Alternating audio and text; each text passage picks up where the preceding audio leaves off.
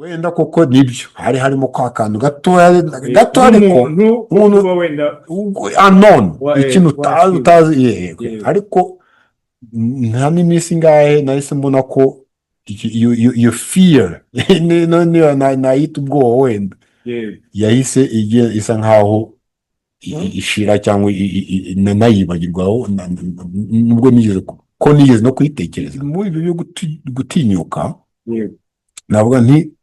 wenda n'abakivuga bati ibyo twumva ntabwo wenda ari byo cyangwa baba barabikabije ngewe abantu bamwe tuziranye hari abashobora kuvuga uyu munsi bakavuga ati nta nubwo twashobora no kubyemera iyo tubwira bati wenda Olivier ari mu Rwanda ubu ngubu arimo arakora afite imishinga ibintu nk'ibyo ni ukuvuga ko ubwo buhamya bwo bati n'abandi bagize za doubt uzaza urebe kuko uko bikorwa ibintu abo tuganira wenda ntabwo ari benshi cyane ngewe icyo navuga ni uko ni lack of information nta makuru no kugira ngo ugire amakuru ari reliable kuko amakuru araboneka amakuru wenda batayizeye wenda abakene wenda nk'umuntu nkanjye avuga ati wenda uriya we ndamuzi namwize nkurikije neza kuri iyo question warumbajije niko nayumvisha ni ukuvuga ko ntabwo nize ngira n'abavuga bagahita wenda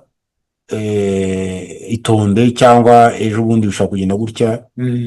ngira niba ariko ndacyumvishe neza icyo kibazo yego harimo ababivuga ati uretse ntutahe ibyo rero cyangwa tuvuge wenda uti akambwira lisiti y'ibintu uko bizagenda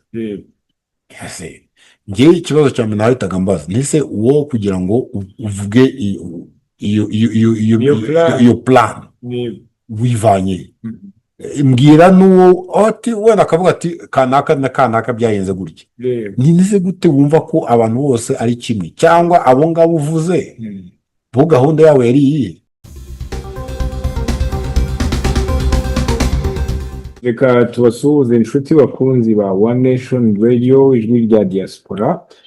nizere ko mukiri kumwe natwe nitwa Sino Muhumuza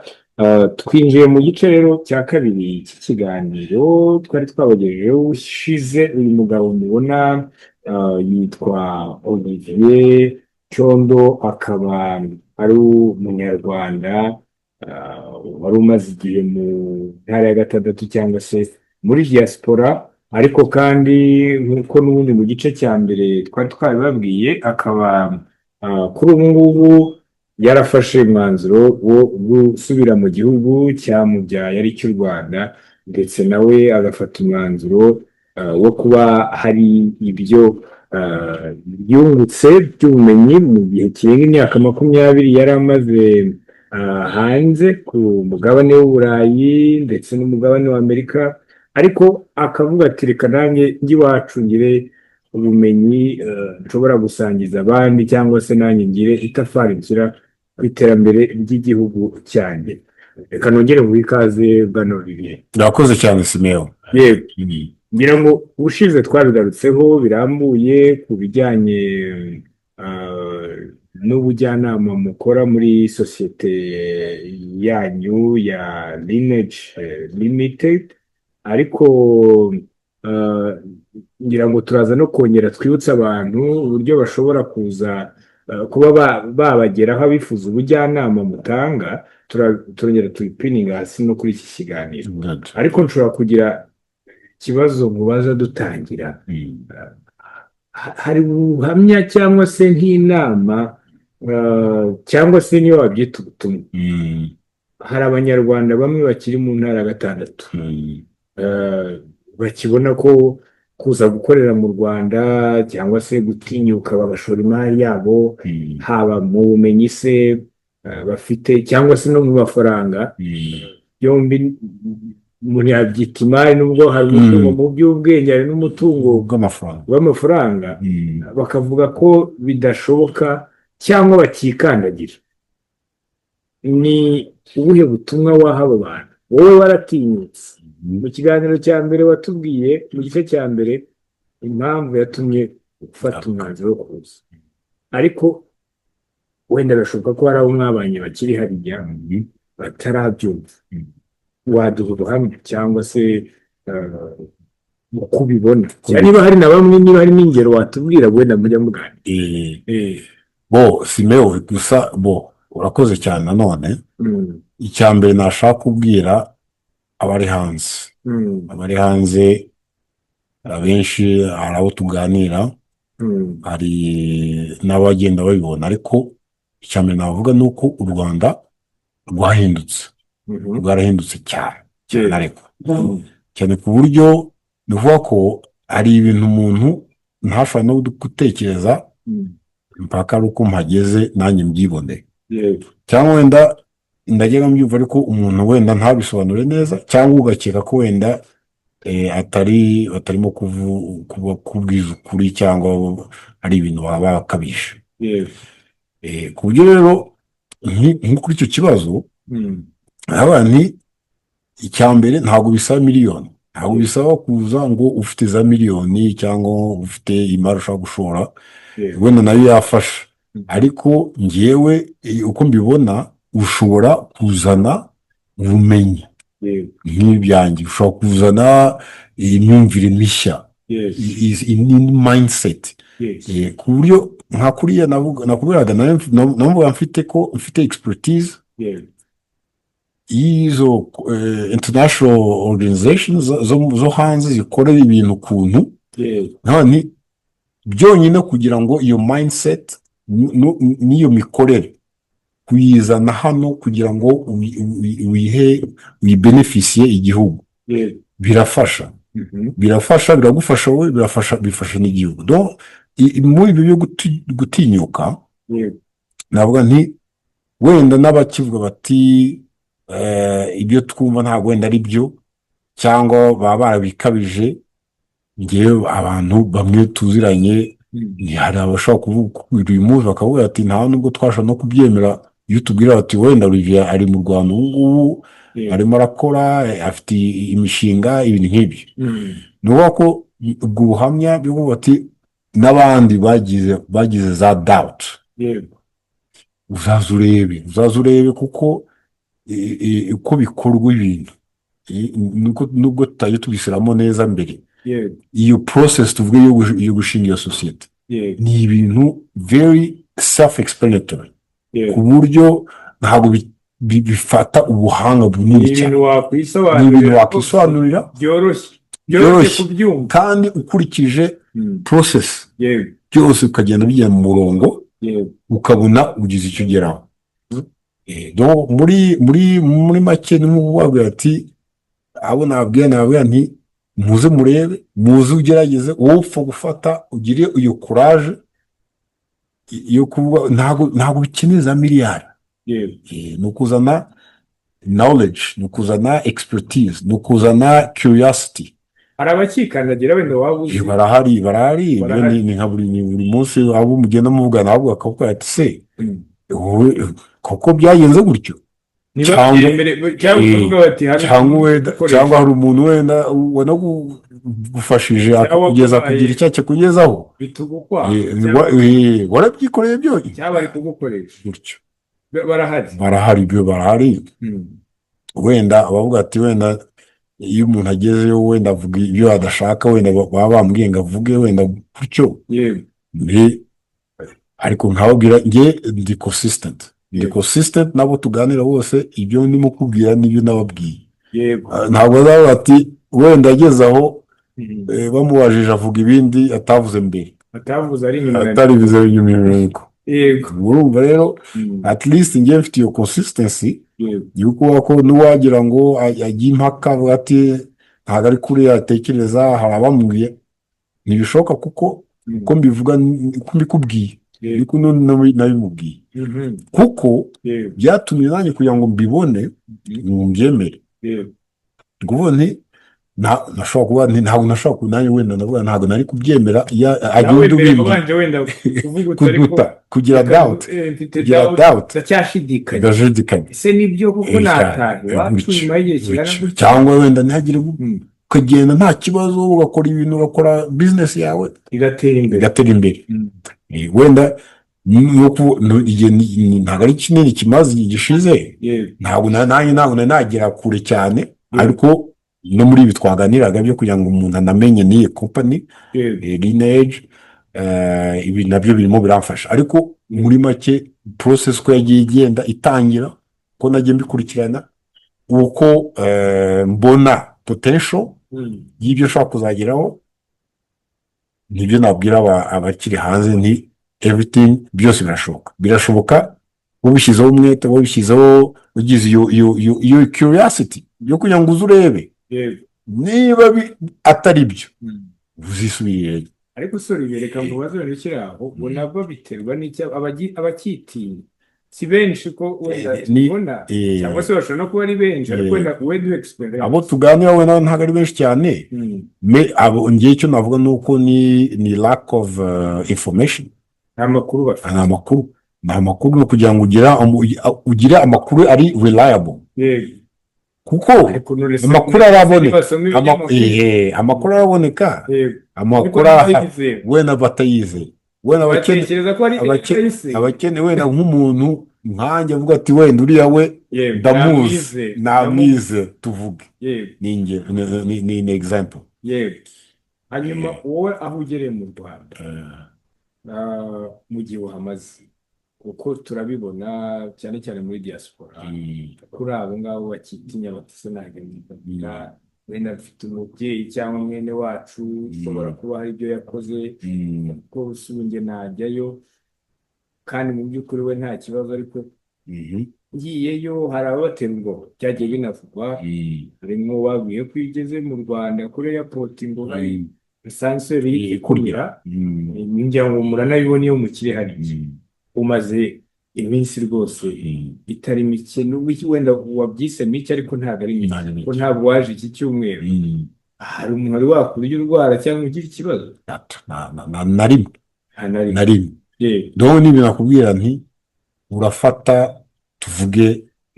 ugeze naho ushatse kujya gushaka indangamuntu ushatse ibindi byangombwa wenda ukeneye byo kugira ngo ube uri mu gihugu ni ibintu ukurikira iyo process nakubwiraga iziri na serivisi zirahari nyinshi ziri no online abenshi ntabwo babizi ariyo registration ya company ari izo serivisi zose za leta ziri ku irembo ibintu byose ugera ku imashini ukabikora rero niyo ugiye no guhura n'umu official abaguha ibyo wasabye nta na rimwe nigeze ndumva ngo wenda hari umuntu urebye ukuntu cyangwa na gato ni ukuvuga ko rero muri make hari ibintu byinshi wenda umuntu yavuga ko ari za fantasy misinformation wenda navuga nti wenda abantu batazi cyangwa badashaka no kumenya gusa ngiye n'ubuhamya nibwo nguhaye kandi n'umuntu wavuga ko wenda iyo wimbaza imyaka 2 ishize nawe kuvuga ko bidashoboka ariko nanjye nabikeka ko ari ibintu bidashoboka biranashoboka ko nabo bazakurikira iki kiganiro bazavuga bati wenda bakuze bakavuga bati Olivier ntabwo byashoboka kubera ko wenda bashobora kuvuga ko hari umuntu wenda mufitanye isano ushobora kuba hari ibyo azwiho ariko Olivier buriya nawe buriya ntabaye kuko hari abaza baba bafite case nk'izo tubona kandi akaza agakorera igihugu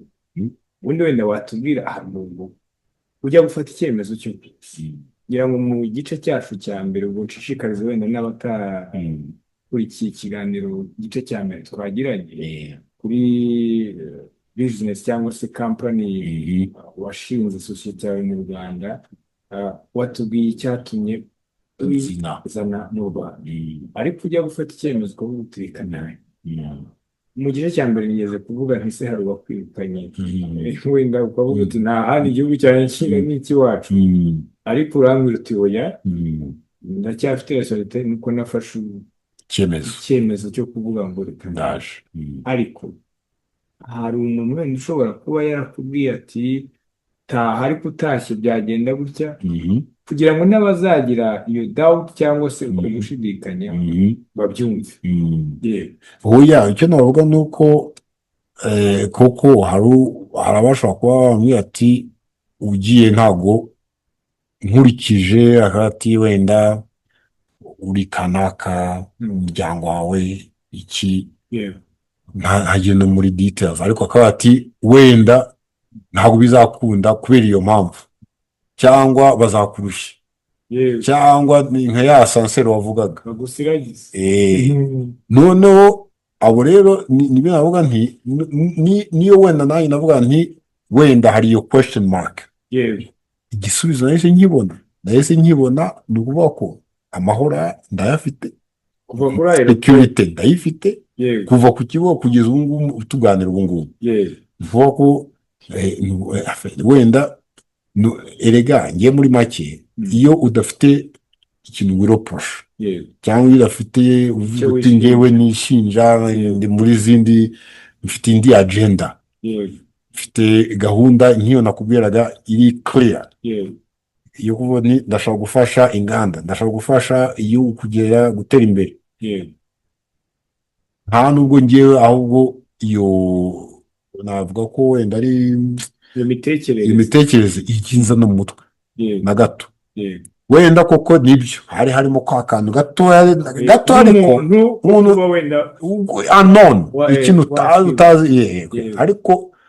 nta n'iminsi ngahe nahise mbona ko iyo fear nayita ubwoba wenda yahise isa nkaho ishira cyangwa nayibagirwaho, nubwo nigeze no kuyitekereza. Yewe ntabwo wari umuntu wagaragaye cyane nk'abo tubona twita ko ari abasebya igihugu cy'abarwanya leta iriho y'u Rwanda. Wowe ntabwo wigeze ugaragara wenda ku mbuga nkoranyambaga cyangwa mu biganiro we wavuga igihugu cyawe nabi. Wowe uri umuntu nkurikije wenda n'ibyo twaganiriye mu gice cy'ikiganiro cya mbere, ngira ngo wenda abantu bazagikurikira bongere mbibutse ko kiriho, wamaze imyaka uri mu kazi uri mu bintu by'inganda, aricyo kintu ushishikaje, ariko wabashije gushobozwa n'iki kutaba bene abo bantu? Umunsi turavuga ko hari bamwe bakiri hanze, no mu Rwanda ntabwo babura, harabahari bakirwanya leta cyangwa bagisebya, birashoboka ko hari n'ibitagenda neza, ariko wareba uburyo babinengamo ukabona ko hari indi ntego bafite. Wowe washobojwe n'iki utagwa muri uwo gutego? Njyewe urebye ni simple cyane kuri njyewe, ni ukuvuga ko ndi umuntu pragmatic, ni ukuvuga ko ntabwo nayo mpamvu nkora ibintu bikurikiza data, nkoresha ibintu biri data driven. Ni ukuvuga ko uje kumbwira ikintu udafite aho bihera, ari byo kugira ngo wenda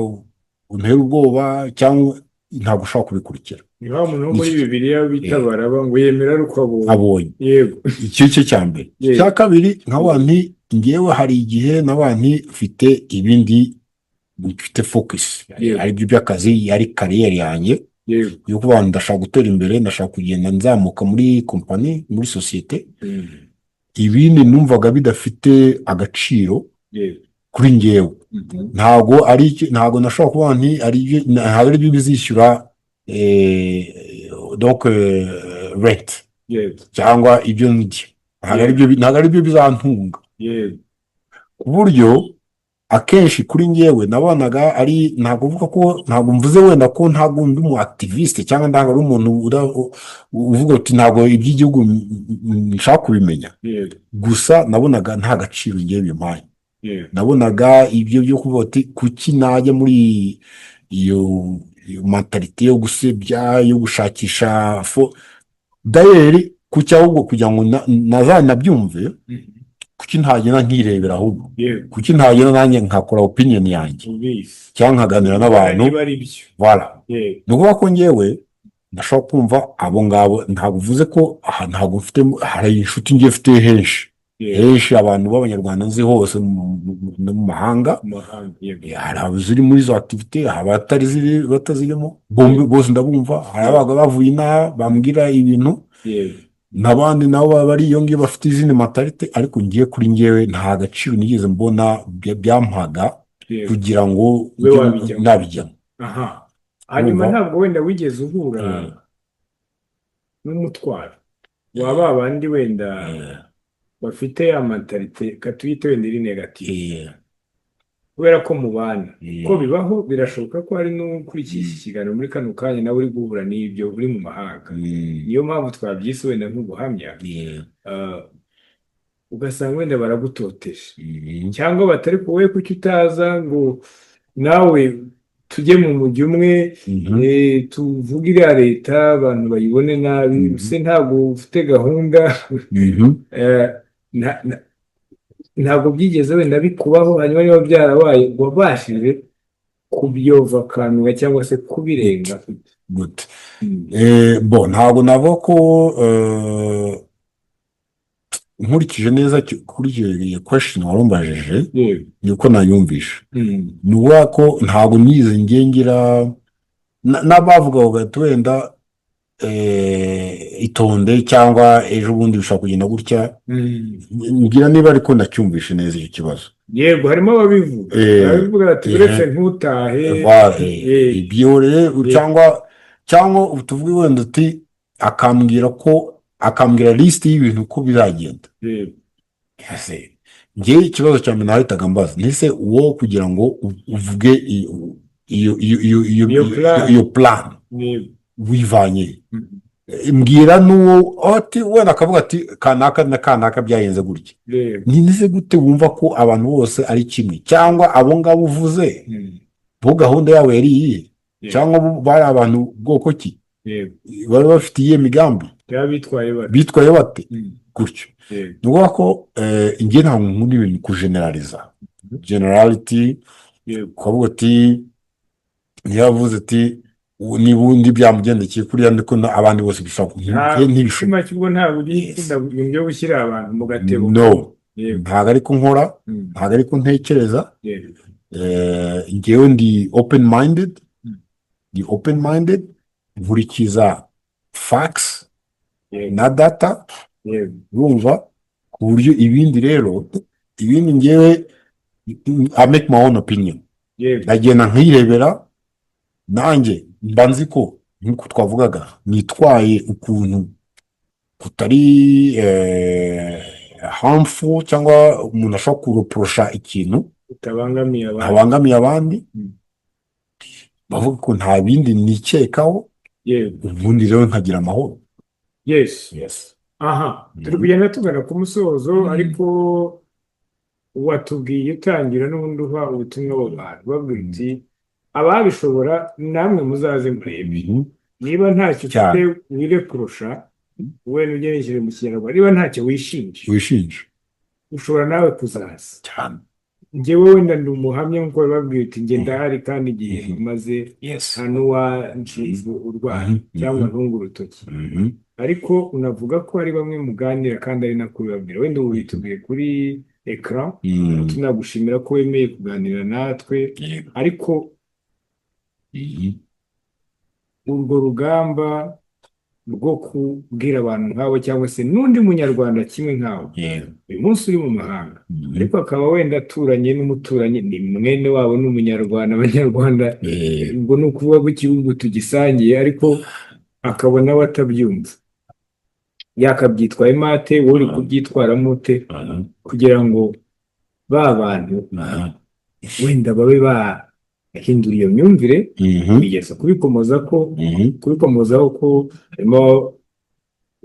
badafite information cyangwa bafite izitarizo yaba afite izitarizo ubwo unaza no kutubwira impamvu bapikinga cyangwa batoranya ibyo bashaka kumva n'ibyo ibyo bashaka kumva ibyo badashaka kumva ubwo ni kukibariza kugira ngo bikubiremo ariko umuntu yakora iki nk'umunyarwanda igihugu hari icyo gikora uyu munsi igihugu kivuga ko sitati y'ubuhunzi yavuyeho nta munyarwanda ubujijwe gutaha mu gihugu ariko hari abakivuga ko bahunze wowe nihe mesaje baha abo bantu nyuma y'ubwo buhamya n'ubundi ruduhaye gusa icyo nakongeraho nti ngewe urebye ushobora gufata example yanjye nubwo twavuze ati ngiye navuga ni ejo bundi n'ejo bundi ariko nawe ukavuga ati ntabwo ari ejo bundi burya yatariye icyumweru gishize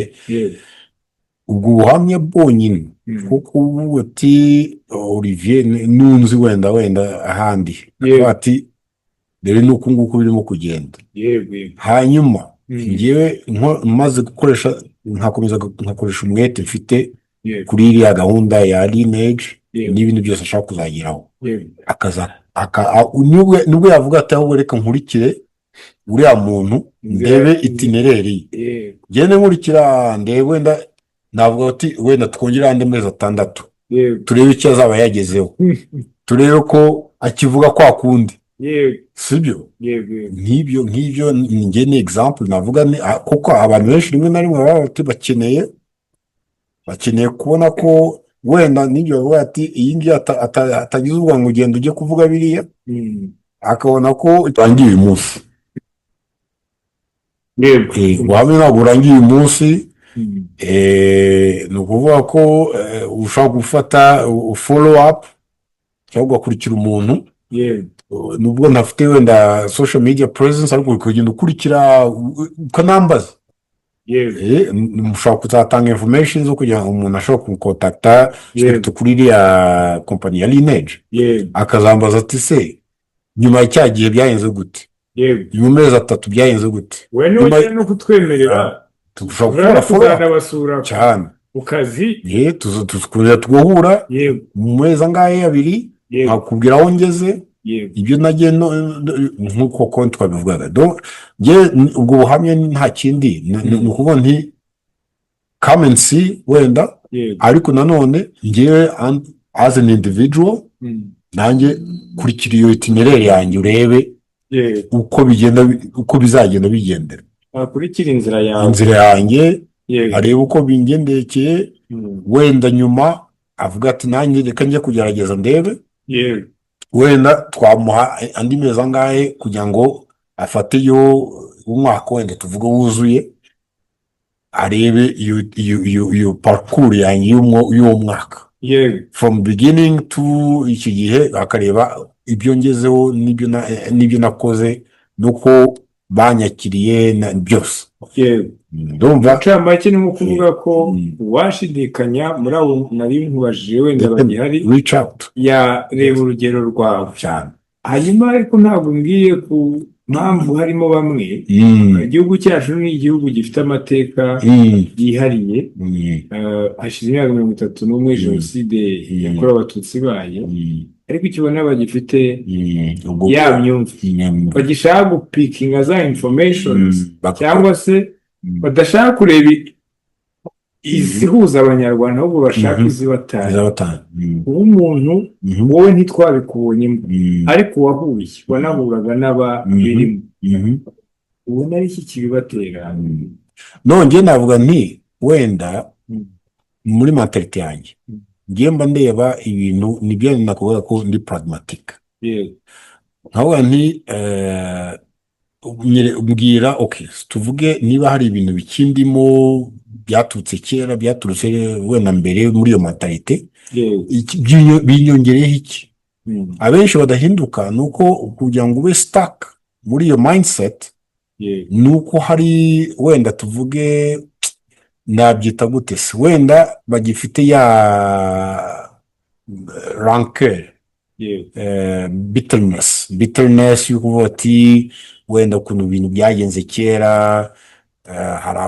hari abagiye bakura ibyo ntashakaga, cyangwa wenda nko kuvuga ekipe yanjye yaratsinzwe, indi iratsinda gutyo. yego, Kugira ngo ngiye muri make icyo navuga ni uko kugira ngo ibyo bintu baza overcoming that kind of mindset, tekereza igihugu, tekereza wowe ko uri umunyarwanda. Noneho izo zindi za division, izo zindi za consideration ziri muri, wenda ndabisimplifiye, ariko nkavuga ati tekereza, ishyira imbere u Rwanda, yego, ushyira imbere iyo appartenance, iyo culture yawe yego, n'igihugu cyawe, none urebe ikiri muri interest y'igihugu, yego, niyo yaba n'iyawe, ariko iyi interest y'igihugu n'iyawe aho bihurira. yego, Kuri iyo mindset ukavuga uti noneho ibindi byose n'ibyagiye bimbloka mbere si nkaho bivane mu nzira, mbivane mu nzira, ariko ntekereze why ndi umunyarwanda, why nkunda igihugu cyanjye, none ubundi get beyond that. yego, koko nuko nabivuga. yego. Wari ugikomeza Gusa nanjye kongeraho gusa no doubting, niyo rero nanjye gusubira kuri hano nakubwiraga, ntushidikanye, aza arebe, naza arebe, yego, hanyuma niba wenda uko yabikekaga ko hari abantu b'ibikoko bari aho ngaho bashobora kumurya, je sais pas, wenda, ariko uze urebe ufite intention zawe ziri noble, yego, ziri neutre, urebe ko utagira icyo ugeraho. yego. Olivier, reka ngushimire cyane ko wemeye ko twaganira, ariko dusoza wenda twaganiriye byinshi, no mu gice cya mbere abantu bazakurikira twakomoje n'ubundi kuri iyi sosiyete yawe mu Rwanda uzanye, ariko navuga nti hari ubutumwa ushobora kuba wasorezaho ku bantu badukurikiye cyangwa se abazakurikira iki kiganiro muri rusange. Reka mbanze ngushimire, nanjye ndashimira cyane iyi media, iyi diaspora media, ku mahirwe nyine bampaye yo kuganira n'abanyarwanda bagenzi banjye. Icyo nasoza mvuga ni uko buri wese afite icyo ashobora gutanga mu kubaka igihugu cyacu, sibyo? Haba ubumenyi, haba ibitekerezo, imbaraga zo gukora neza bya buri munsi. Yego, twese hamwe rero mu buto n'ubunyarwanda dushobora kubaka u Rwanda rw'ejo, kandi rufite agaciro. Nicyo nasoza mvuga, kandi wakoze cyane kuko nawe wanyakiriye. Urakoze cyane. Ubwo rero reka mbwire mwe mwari mudukurikiye ko ari aha dusoreje ikiganiro cyacu, ariko nanabibutsa ko mushobora kugira uruhare, cyangwa se ibibazo cyangwa se n'ibitekerezo, mushobora gushyira aho hasi muri comments. Wenda Olivier nawe azakurikira, azabibona, hanyuma ubwo reka nsoze mbifuriza gukomeza kugira ibintu byiza aho muherereye. Ibiganiro byacu byo n'ubundi nakagaruka.